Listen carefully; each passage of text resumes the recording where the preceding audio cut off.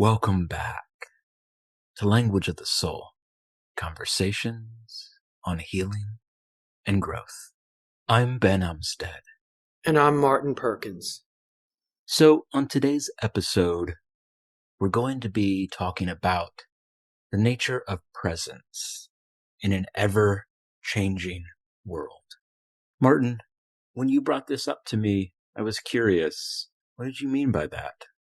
Well, I'd like to start by offering a quote from someone whom I revere as a man, human being, who integrated thought and presence and compassion in this really remarkable way. A man by the name of Buckminster Fuller. And the quote from him goes as follows. You never change things by fighting the existing reality. To change something, build a new model that makes the existing model obsolete. Inevitably, because of the nature of my work, our work together, what I share with the world, the nature of what the language of the soul and how one goes about learning one's own soul language and what that involves. It involves a lot of knowing oneself. It means, in essence, learning to truly understand the existing reality. In other words, who are you right now? What are your challenges? What does it mean to be Martin Perkins or Ben Umstead from the inside looking out? I offer this perspective through this lens because, frankly, for me to comment on the world at large outside that lens is really stepping out of the nature of my genius exists. That word, using the word genius, not as an egoic term, but rather an expression of where my passion lies. My genius lies in supporting people in learning the language of their own souls. Right. And I think that's important to interject with something that you and I have talked about, not on the podcast really, but more personally in our work and our friendship. Unique genius, that everyone has this unique genius. This is the language of your soul, right? It's expressed through that unique genius. Absolutely. That all of us have a unique genius, and that's the nature of mine. So in this time of 9 days now since the election day of 2024, there's been a lot to process, especially as a human being who, through my own personal lens, see myself as a progressive citizen. And that's a particular type of relationship to change unto itself, which I think you'll get through the conversation today, but not through a conversation specifically on the political or even social landscape, but rather through an inner lens. So again, coming back to this quote from Buckminster Fuller, you never change things by fighting the existing reality. To change something, or I offer someone or ourselves, it means building a new model that makes the existing model obsolete. Indeed. The nature of not fighting the existing reality is in many ways a statement around presence. Buckminster Fuller is in essence saying, don't fight with yourself. Don't fight with the system. It simply embroils you in the very struggle that is in many ways being sought to transform by fighting it. And I would offer, in the larger world, there's a real struggle between how do we collectively and individually deal with this moment and the moments to come. And I would offer, without presence, we're doomed to keep repeating the same need to fight the existing reality. If we want to change it, we need to be willing to be present to our own wisdom, to our own inner knowledge, and access that so that we're expressing our genius into the world in such a way that it does render the existing world obsolete. The way to deal with any reactive change And that's in many ways, right? What I would offer we're seeing is this reactive change to the discomfort of knowing that something needed to change and not feeling like there were a whole lot of options.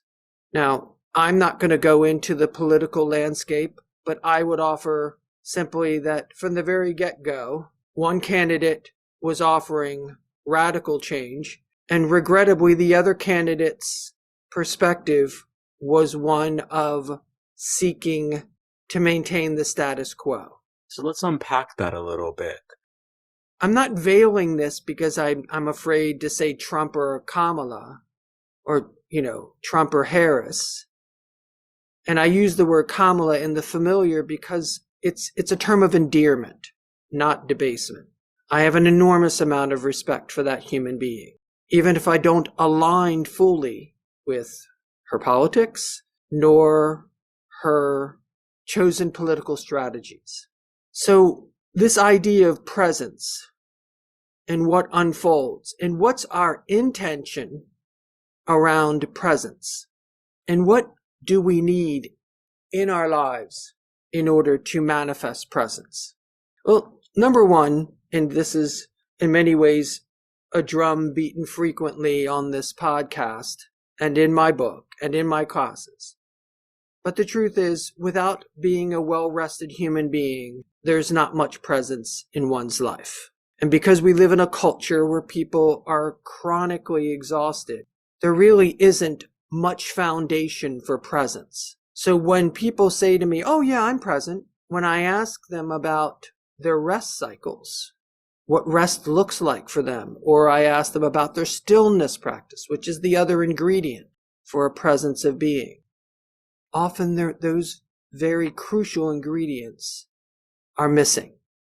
Now, I describe rest as having 4 forms, sleep being one of them. And I recommend far more sleep than really anyone out there is even remotely getting on the whole. Are there people out there getting an abundance of sleep? 9 hours a night? Or at least being in bed with the intention to sleep for 9 hours?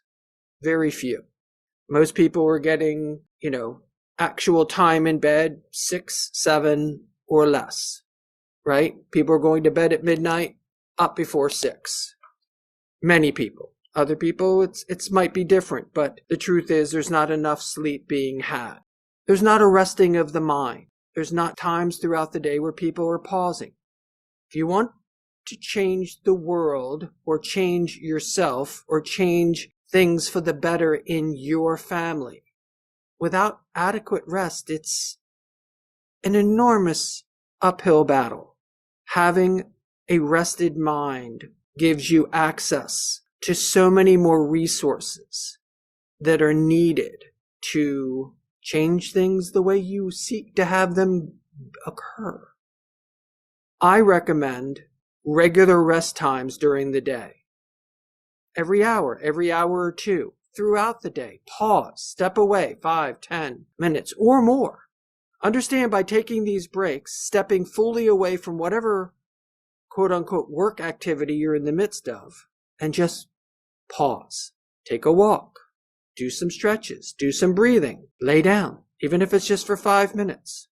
If your workplace doesn't allow for this, go to the bathroom, sit on the toilet, and breathe.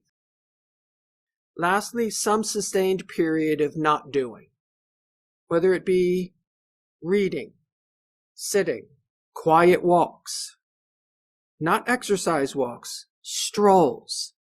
Slow down. Go out into nature somewhere close by, if possible. These are the ways that we create a restful sense of being.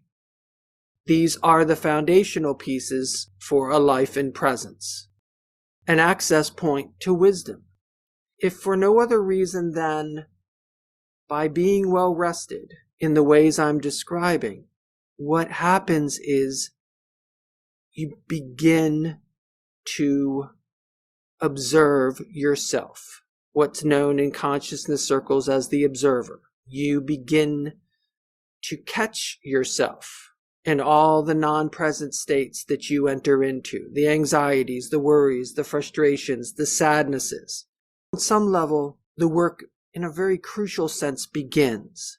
It begins because at that moment, in presence, you avail yourself to a choice. Do I choose, as Buckminster Fuller offers, to change something, to build a new model that makes the existing model obsolete? That's what you're doing in presence if you choose it. If you choose to allow the obsolete model, that is your anxious, worried, frustrated, deeply unprocessed sadness self, whatever your ticket is. And it's not a question of not feeling these things. It's a question of practicing with these things. The most conscious of human beings feel anxious or worried or frustrated. The difference is that they don't dwell there. We don't spend a lot of time there. We practice with it. That's the distinction. A practice in presence means that we spend our resources addressing what's agitating us, what's numbing us out, what's concerning us. We practice with it, not necessarily to fix it, but to be with it in a different way. That's it. That's such a powerful, simple way of being with it. And I think that's the challenge that a lot of people, when they frame it through their mind and not just the feeling of it. How can I practice with that? You just do. You simply do, and it's going to show up differently for everybody. And this is why it's so challenging to put into complex words rather than simple and poetic words. That's what we often do together when we talk about this stuff. And it's simply because we can't say exactly how it's going to come up for you in your own practice, but letting go into it, being with it, having that observation throughout your day of where you are at with that anxiety, moment to moment. These are the things that we all share as human beings in presence, in a practice in presence. Right. And within a practice in presence, recognizing there are choices to be made. How will I direct how I practice it? What's my sense of calling? Where do I want and how do I want to reform this new model that will make the existing model or the old model obsolete? One of the first things that I want to identify for people as we talk about the notion of change is that often when people are in the midst of a changing process, the outside world looks upon it often through the lens of disbelief. Disbelief because the outside world, our friends, our family, our community, they're not necessarily involved in the same depth of inquiry within themselves. Having that community is a very helpful resource. Having other people around you that can not only support you, but have also done the work that you're doing is crucial, but not always available. I have lots of students who feel very supported by the classes and by my mentoring work, and yet in their home lives, in their work lives, that support is often absent. And not only that, it's sometimes met with a degree of skepticism because those individuals have not done this work, and they, in essence, don't believe that people can change. And I want you to really get that on the whole, if you look at the outer world, our nation, and how it exists, part of the reason why we're seeing the kind of change we're seeing, it's because people don't really believe that inner change is possible. I don't believe anyone can be better, right? So therefore, I need some hand pushed down upon me in order to make that change occur. And if it needs to have an autocratic lens, then so be it. And that's in many ways why we see these very top-down perspectives around the nature of what needs to get done from that lens in the world. So the nature of change is often seen through this, I don't believe people can change, yet I want change. Another crucial element is, from that perspective, is as Buckminster Fuller begins his quote, "You never change things by fighting the existing reality." So, for example, the individual who says, "I don't want Doritos to cost $8. And then the politician says, "I promise you, they're not going to cost $8 anymore. If you make me president, they're not going to be $8. It's a lack of acknowledgement of the existing reality. Nothing really changes from there. That cycle repeating itself over and over and over again. And it's to some degree terrifying, because to some degree there's a part of them that wants to believe. There's a wonderful quote from Pete Townsend from The Who, from the song "Won't Get Fooled Again." In the last stanza, "I'll tip my hat to the new Constitution, take a bow for the new revolution, smile and grin at the change all around, pick up my guitar and play just like yesterday. Then I'll get on my knees and pray we don't get fooled again." This really speaks to that unique genius. How do you show up to really making a change, a transformation? It's simply yourself and knowing what that practice is, of course, then what your sense of purpose is. And for Pete, he's just said, okay, this is what has happened.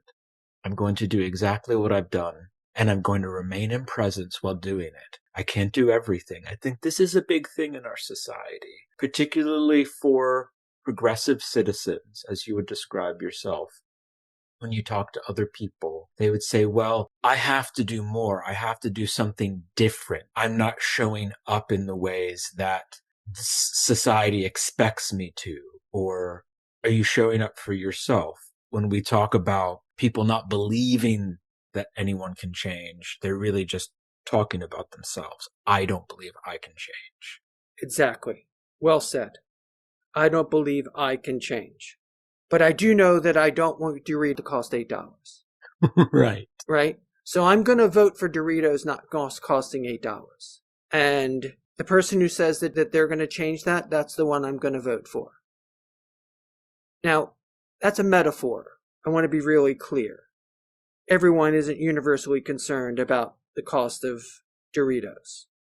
But everyone has their concern, right? Everyone, and it's not an unreal or unreasonable concern. Over the last few years, the cost of food in the United States has risen very quickly. And while prices have stabilized and have been stabilized for many months, the expectation was that the prices would go back to what they were, instead of the realization that that was never in the cards.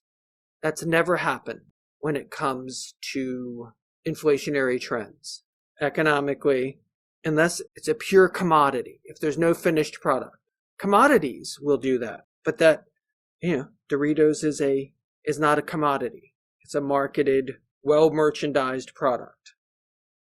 I want to change directions a little bit now and share a story. And I ask for the listener to to humor me, because it's going to seem a little odd where I go with this, but I promise you it has a connecting point. So 27 years ago, around this time, I was on a pilgrimage in Mexico with a shaman of great power and great compassion, great insight, a Huichol shaman who supported me in taking a journey into the depths of my being and released within my life, in a kind of catalytic sense, as a change agent, a change that would unfold over and has unfolded over the last 27 years. Now, it was my intention. It was my attention that was put to the journey. And yet at the same time, I had the good fortune of a series of events that carried me to meeting him. While in acupuncture school, I had come across a book written by a man named Elliot Cowan. Elliot was a 5-element acupuncturist, as I was being trained to be, and had studied as well with this same shaman, Don Lupe.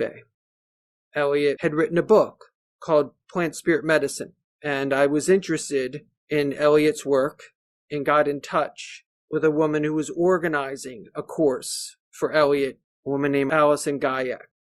And she shared with me that Elliot's teacher, Don Lupe, was coming to Charlottesville to do healing work.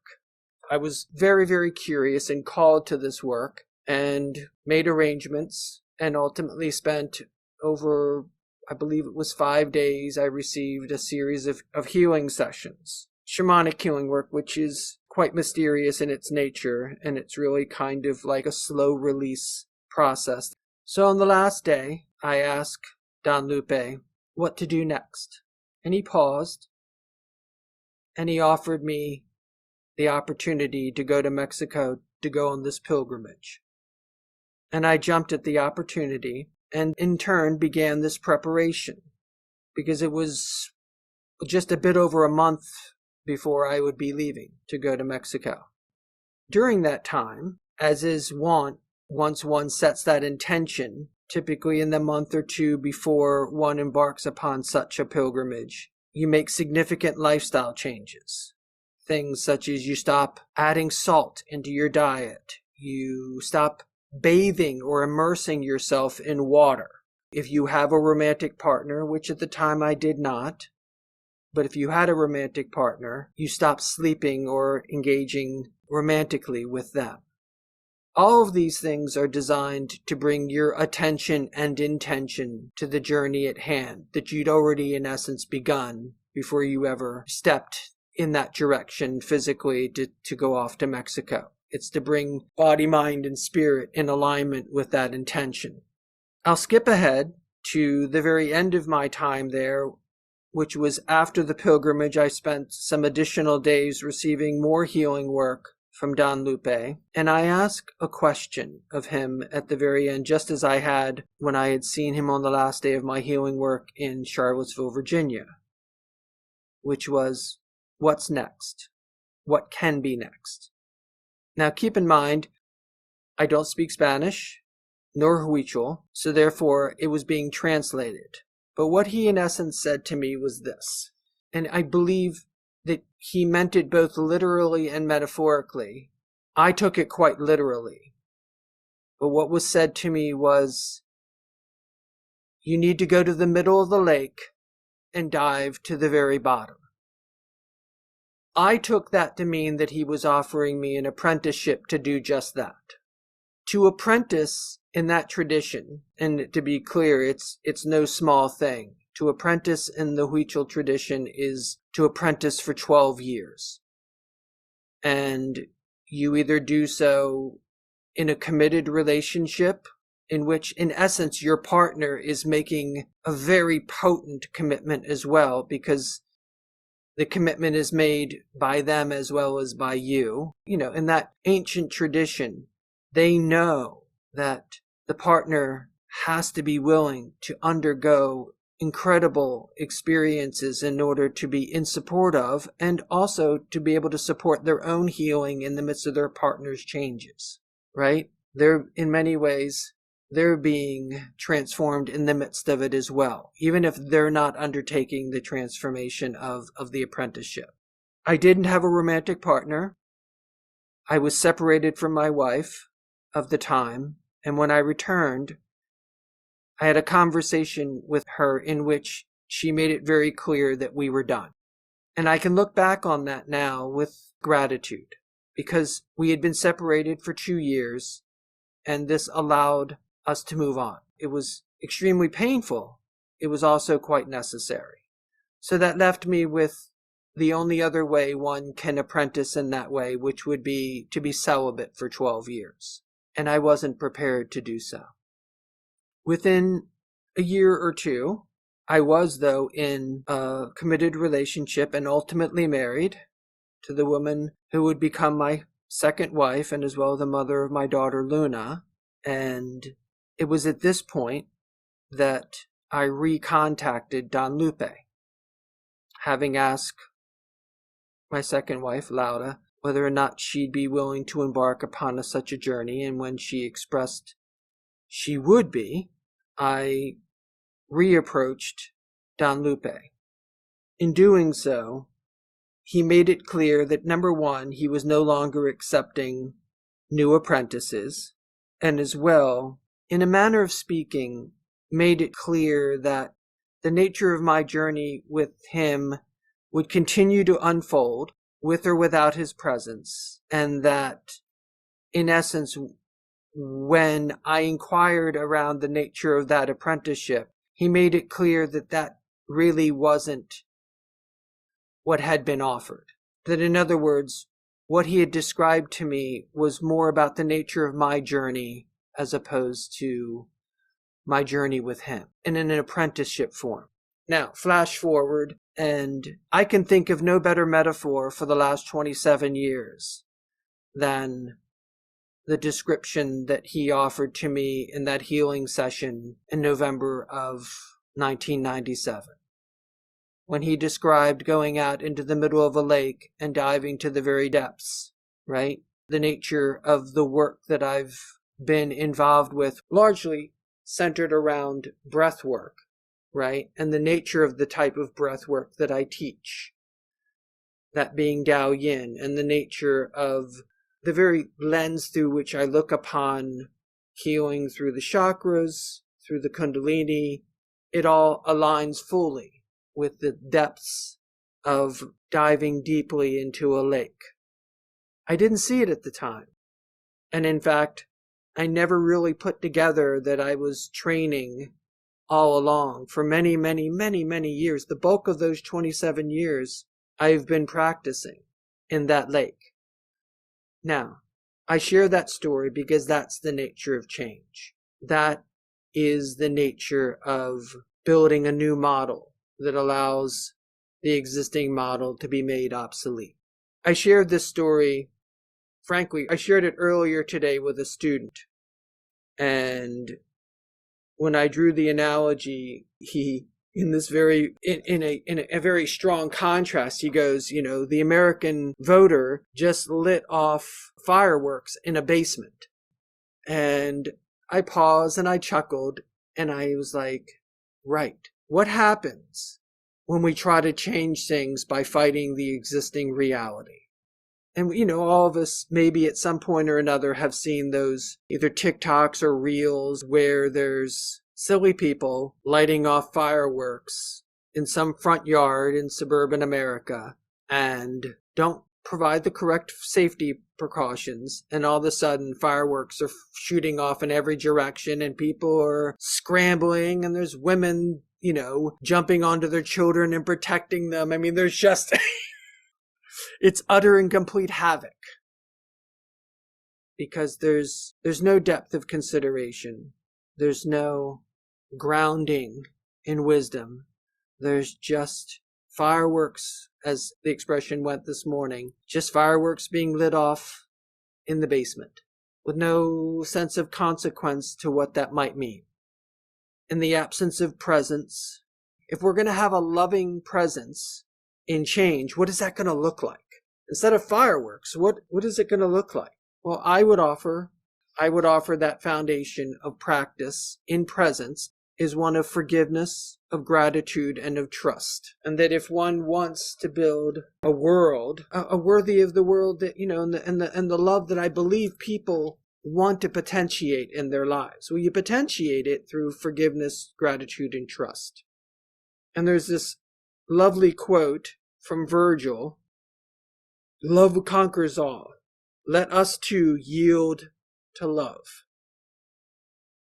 In my book, I speak of how the second part of that quote, how much of a challenge that is for humanity to yield. How do we love our fellow human being, recognizing that as hard as it can be for me to even get my mind around the notion that 72 million people could vote the way they did, I come to realize that they decided to light off the fireworks in the basement, that they didn't have the presence of mind to realize what was going to unfold. And the truth is, if we look at the nature of the political parties and the political candidates, Trump was clear and has never wavered from the fact that he intends to blow up the system. He's never wavered from that. He's been consistent, going back, frankly, many, many years. He's going to blow up the system. And he's made it very clear he's going to do so to his own benefit and to people like him. That's his promise. He's made it very, very clear. So that's what he's doing. He's appealing to the people who want to fight the existing reality. And the existing reality is the $8 Doritos. Or some version of that. Whatever your fear of where the world might go. And on the other hand, as the incumbent, or at least seemingly as the incumbent, Kamala Harris rarely spoke to being a change agent. She rarely spoke of how she would change the world in the ways that people were hungering for. At least I didn't hear it. If she was saying it, I wasn't hearing it. What I heard was a message of, it just felt like very much a status quo conversation. It was largely a defense of the last 4 years. And I'm actually someone who believes that under the circumstances, I believe that the Biden administration did a remarkably good job under the circumstances put before them. I'm also a voter who's looking not 1, not 2, not 3, but 4 or more generations ahead. I'm always asking the question, which candidate for the sake of the children's children's children's children? And it was an easy vote for me, because one candidate denied climate change and the other fully acknowledged it, while not necessarily politically putting it to the forefront like I hoped that they would. But they didn't. And I would offer, in that way, fail to establish a vision as to why it's so important that we be doing the things that we're doing, so that there is, in fact, a world for the children's children's children's children. That's my vision in presence for a future. And I'm asking my listeners, what's yours? And I would suggest that you begin by being well rested. I suggest you begin by being practiced in stillness, whatever form of stillness practice. I'm asking that as the observer comes into view, that you cultivate it on ever deepening levels. I'm asking that you allow your wisdom, your soul, to guide you. In that way, the existing model becomes obsolete. It becomes obsolete.